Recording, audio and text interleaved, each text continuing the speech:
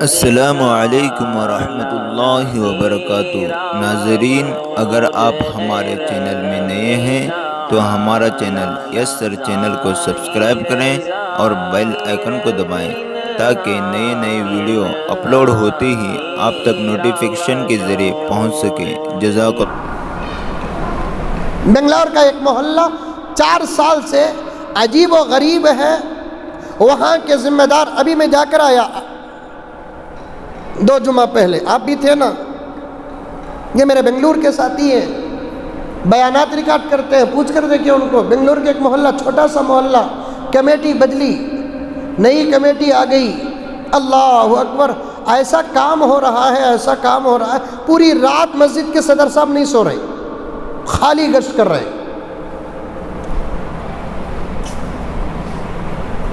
بیان کے لیے پولیس اسٹیشن جا کر پرمیشن پوچھے تو پولیس والا بولا اب تمہارے محلے پر ہم لوگوں کو اتنا کانفیڈنس ہو گیا، تم جب چاہے جتنا وقت چاہے آپ بیان کر سکتے ہیں، اب تمہارے محلے سے ہم کو کوئی خطرہ نہیں ہے، خالی 2-4 مہینے کی محنت، کام کرے تو نتیجے نکلتے، رو رہے کچھ نہیں ہوگا، 3 جماعتیں کام کرو، عزتوں پر حملہ ہو رہا ہے۔ ہماری جوان بچیاں آ کر کہنے لگے حضرت عجیب حال ہے، کیا بھائی؟ میری بچی کو پڑھنے کے لیے فلاں گاؤں کو بھیجا حضرت، پڑھی کیا؟ پڑھی حضرت، پھر رو رہی گئی کیوں؟ وہ اس کے آشنیوں کے ساتھ مل کر پتہ نہیں حضرت میری کیسا بیٹی بگڑ گئی، میری بیٹی کو سگریٹ کی عادت پڑ گئی ہے۔ میں دلت کے گھر کی بات نہیں کر رہا ہوں، برہمن کے گھر کی بات نہیں کر رہا ہوں، عیسائی کے گھر کی بات نہیں کر رہا ہوں، یہودی کے گھر کی بات نہیں کر رہا ہوں، مسلمان کے گھر کی بات کر رہا ہوں، جس بچی کا باپ حاجی ہے، حاجی۔ تم کیا سمجھتے ہو؟ عورتوں کو آزاد چھوڑ دیے، کیا ان کے پاس شراب کی لت نہیں ہے؟ گھٹکے نہیں کھا رہے۔ جنت کی بات بیان کرتے کرتے یہاں تک آ گیا، سگریٹ پی رہے ہیں۔ لا حول ولا قوت الا باللہ۔ بڑی تربیت کرنے کا وقت آ گیا ہے، بیچ میں چند سال کیا چھٹے، ہماری پوری قوم باہر نکل گئی ہے۔ 3 جماعتیں بڑی محنت کرے، ایک سب سے پہلے بچہ ہو کہ بچی، ماں باپ اپنے بچوں پر بڑی محنت کرے، ذرا بھی غفلت نہیں۔ میرے پاس وقت نہیں، ورنہ میں ماں باپ کو ان کی ذمہ داریاں بتاتا۔ میں حضرات علماء کرام سے اور یہ کیا کہتے ہیں، یہ پی جی فاؤنڈیشن جو ہے، ایجوکیشن فاؤنڈیشن، یہاں کے نوجوانوں سے کہنا چاہتا ہوں کہ ہر محنت کے میدان میں اتر جائیں آپ۔ ایک جلسہ اس عنوان سے رکھے، ماں باپ کی ذمہ داریاں اور ان کے حقوق۔ شادی کر لیتا، سال ہونے سے پہلے نتیجہ بھی نکالا لیتا، باپ بن جاتا، لیکن اسے نہیں معلوم کہ اب میں باپ بن گیا، میری کیا ذمہ داری ہے نہیں معلوم۔ انہیں ذمہ داری کسے سمجھا معلوم؟ گھگو پیدا ہوتے کی نیکی، نام رکھنا، موذن صاحب کو بلا کو اذان دینا، بیٹی پیدا ہوئی تو جھانگری بانٹنا، بیٹا پیدا ہوا تو لڈو بانٹنا، ہوگا ہوتا۔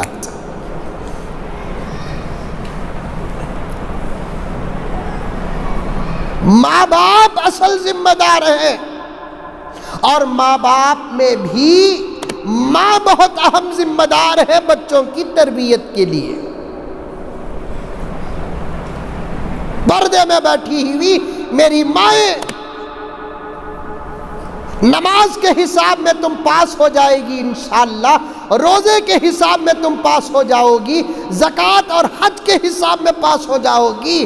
جہاں اللہ یہ سوال کرے گا تم سے کہ نماز پڑھی کہ نہیں پڑھی، روزہ رکھی کہ نہیں رکھی، زکوٰۃ دی کہ نہیں دی، حج کری کہ نہیں کری، وہاں یہ بھی سوال ہوگا کہ تو تیرے بچے کی تربیت کری کہ نہیں کری۔ اس سوال کا تیرے پاس میری آپا جواب ہے۔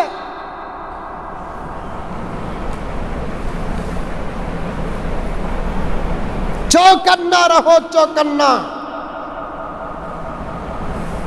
ہوش میں آؤ،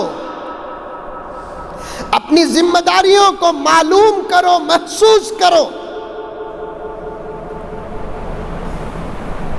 اللہ رسول یہ بہت بڑے ذاتوں کا نام ہے، وہاں تک پہنچنے کے لیے معرفت کی بہت بڑی ضرورت پڑتی ہے۔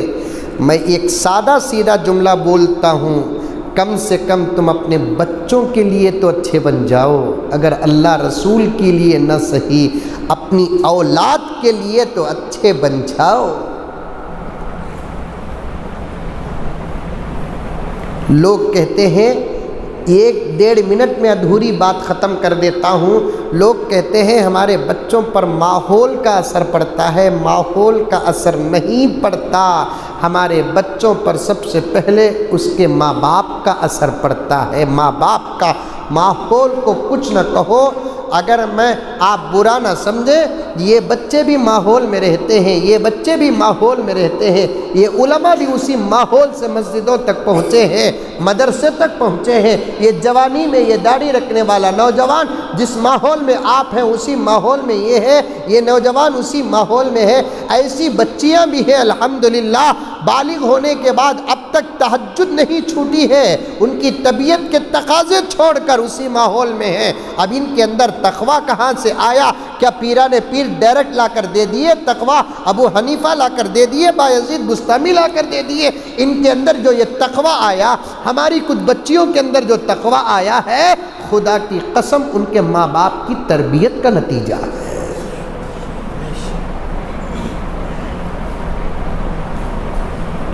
2 دن پہلے ایک آپا کا فون آیا، ایک ضروری مسئلہ پوچھنا تھا۔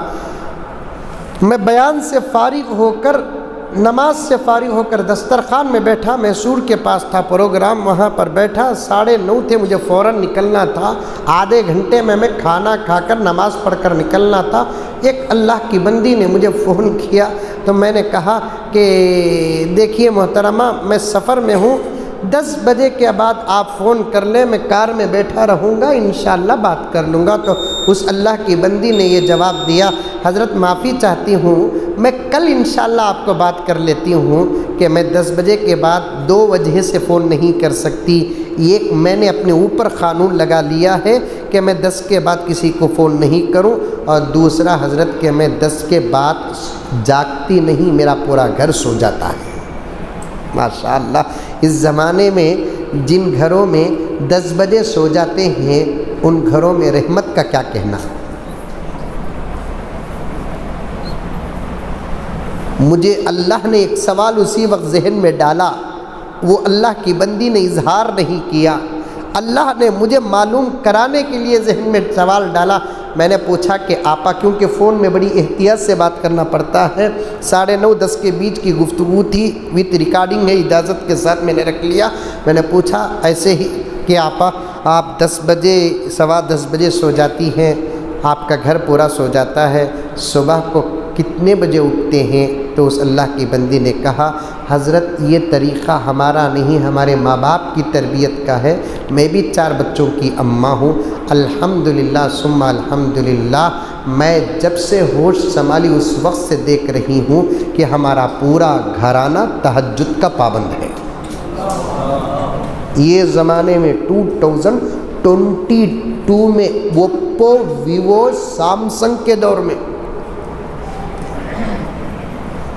میرے نابالغ بچے بھی تہجد گزار ہیں حضرت۔ میں نے کہا کہ کیوں تہجد نصیب نہ ہوگی جس گھر میں 10 بجے سو جاتے ہیں، 11، 12، 1، 2، 3، 4، 6 گھنٹے کی نیند کے بعد تو آپ کی سائنس کہتی ہے ہر سونے والا کتنی پکی نیند سویا تو بھی 6 گھنٹے کے بعد اس کی نیند میں ضرور فرق آتا ہے۔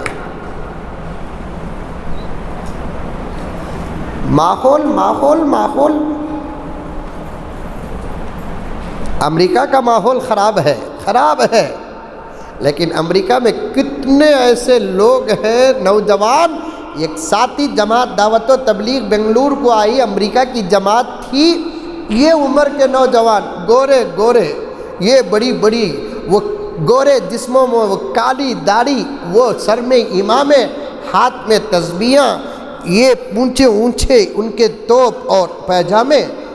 میں بھی ان سے ملاقات کی آج سے تقریباً 15 سال پہلے کی بات، جب میں مسجد سبحانیہ میں خدمت کر رہا تھا، جماعت آئی تھی تو ان سے امریکہ کی جماعت انہوں نے دیکھا کہ کیا تقویٰ، کیا طہارت، قرآن بھی کیا پڑھ رہے ہیں، اللہ اکبر۔